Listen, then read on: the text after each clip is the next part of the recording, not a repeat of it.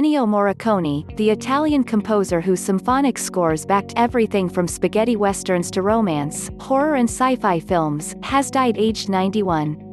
Morricone had broken his femur days ago and died during the night in a clinic in Rome.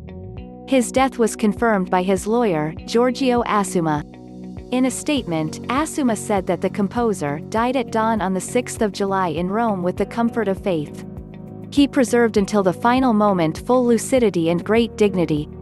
He said goodbye to his beloved wife Maria, who accompanied him with dedication in every moment of his human and professional life and was close to him until his final breath, and thanked his children and grandchildren for the love and care they have given him.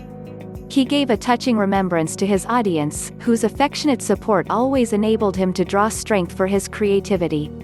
Morricone wrote his own obituary, which was read out by Assumma. I, Ennio Morricone, am dead. Thus I announce it, to all my friends who have always been close to me and also to those who are a little far away, whom I greet with great affection. It begins. He says it is impossible to name everyone, but mentions members of his family and close friends, closing with words for his wife: I renew to you the extraordinary love that has held us together, and I am sorry to abandon you. To you the most painful farewell. Film composer Hans Zimmer was among those paying tribute, saying he was devastated. Ennio was an icon and icons just don't go away, icons are forever. His music was always outstanding, and done with great emotional fortitude and great intellectual thought.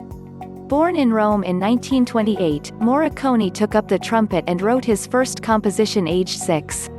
He studied classical music and after graduating began writing scores for theater and radio.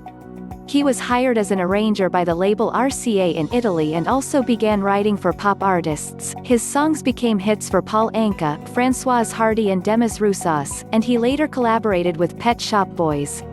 He also made boundary-pushing avant-garde work with Gruppo di Improvvisazione di Nuova Consonanza, a collective of experimental, improvisational composers. But it was his film scores that brought him the most fame.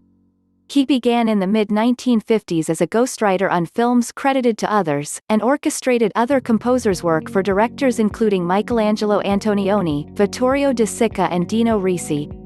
He graduated to composing his own scores, and his collaborations with Luciano Salce, beginning with Il Federale, the Fascist, established his name. Morricone went on to work in almost all film genres, and some of his melodies are perhaps more famous than the films for which he wrote them.